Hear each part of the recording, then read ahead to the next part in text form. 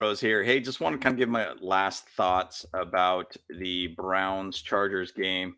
I mean, first off, phenomenal game all around. I know we kind of had a short live after the game, but the one thing I really wanted to just point out is that was a game that was critical for us and critical for them also to try to win that game. And it's crazy to me because the one thing about that game is that we played their game and we beat them at their game. And what I mean by that is that we outrushed them, which we were the worst in the league. And guess what?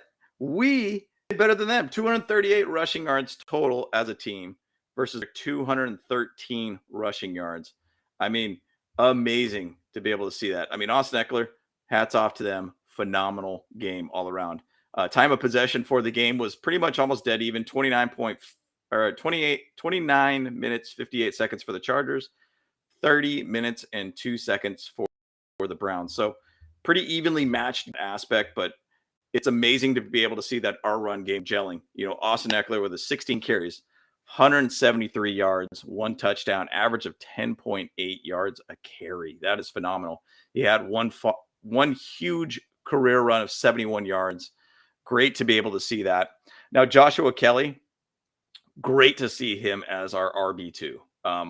This is something I think a lot of our fans have been wanting. We've been wanting him just to be the RB2 and kind of push out Sony Michel, which he had his one carry for 0 yards. Joshua Kelly had 10 carries, 49 yards, 4.9 average with one touchdown. He also had some catches too that were definitely awesome to be able to see him do that. And he did well in space. I mean, he had two catches for 33 yards, 16.5 average per catch. Great to see that. Great to be able to have another back that's a little bit more of a power-based back too. I always feel like Austin Eckler is a little bit more of a finesse, open space kind of guy, less more of like a running back, but just kind of a hybrid-ish kind of running back, wide receiver kind of guy.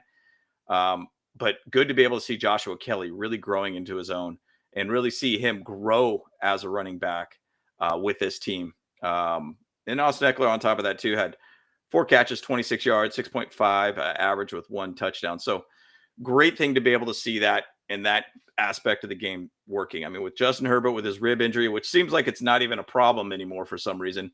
I really don't see a whole heck of a lot of issues with it so far since he's had that injury, but it's helped out kind of taking a little bit of pressure off Justin Herbert and let this game be a little bit more balanced for us. Shout out to Mike Williams, great 10 catches, 134. Mike Williams leads the league in contested catches since I think 2018. So, and you saw that in this game where there's a lot of 50-50 balls that he took advantage of and had a great couple catches there too. So great to be able to see that. One of the other thoughts, this O-line is killing it right now. I mean, once again, if they say a stat, we have 1 sack that we've given up, very little pressures. When you got Sawyer on the left side now, took over for Slater. I mean, and he is solid as can be. Great to see that. Pipkins gutting it out, making that happen, and keeping the game going on the right side.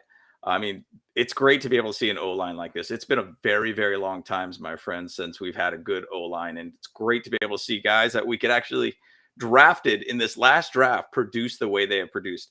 Zion Williamson hasn't given up a penalty, had a penalty. I don't think he's given up any sacks. Same thing for Sawyer. I think he's had maybe 1 penalty in his 2 games. But man, amazing to be able to see that we could draft 2 offensive linemen in 1 draft and to be able to really get them producing so quickly. So amazing to see.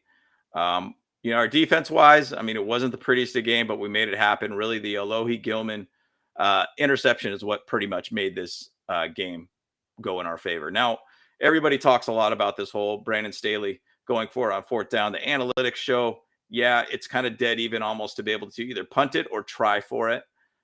It seemed like they had the right position, right individual that they're going to throw the ball to with Mike Williams, the right guy who's defending Mike Williams. It all kind of seemed to make sense. Now, my thoughts about that is that's all great and grand, but they have a very short field and an opportunity to be able to score points to win the game. So I don't feel like that was the right choice. And why I feel that analytics might say it sounds like a great idea, but at the same side, Um, they're not the best of pass team. That's not their strength. Their strength is the run game. And I feel like you should have ball. Now, once again, we could be having a different discussion right here if they actually did knock that field goal in, but they did not. Glad that did not happen because everybody would have had their head explode and talked a lot of different things about Brandon Staley. But it is one of those things that I think the risk sometimes isn't the right choice. And I think he just should understand that a little bit better. It all worked out in the end. I get it. But at the same side, we didn't need to add that pressure onto our team. So there is that level of, hey, if we punt that ball, get him down to the 10-yard line or whatnot, cool, great, grand.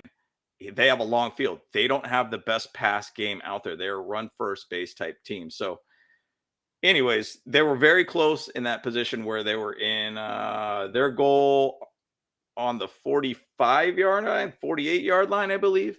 So they had a very short field, very small room for error in that situation. So bottom line, I think it was a crazy idea. It worked out in the end. And apparently Brandon Staley, when he does these type of fourth down type of conversions and doesn't make it happen, he's 7-0 or something like that. So it's pretty insane to be able to see a stat like that. But bottom line, great to get that win. That was a big, big win for us. Big win to show that we could win gutsy based games. Games that we were down early on and it seemed kind of bleak to us roaring back and outscoring the second half for the team too. First time this season that we've been able to do that and to be able to outscore them. So great to see that. Shout out to Lombardi. Hey, you finally did a great play calling for one game here. Keep it going. Keep it moving. Love seeing it, guys. But on to Denver. Let's go, fellas. Bolt Bros.